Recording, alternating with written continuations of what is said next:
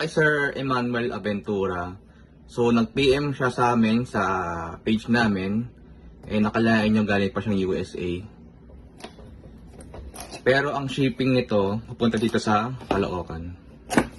So ito, unboxing tayo.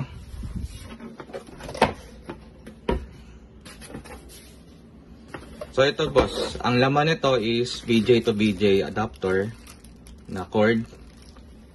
Yan, HDMI to HDMI cord. So may manual, yan. HDTV to BJ adapter. Tapos ito yung Type-C to USB na cord. Mahaba to actually. Pati rin yung HDMI na cord. Yan. So ito sa loob, ito yung pinili mo. Yan boss, napakaganda. Yan.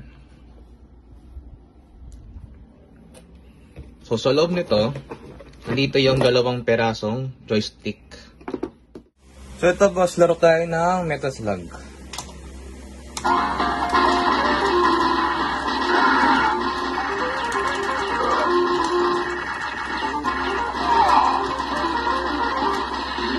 So ito, player 2 natin.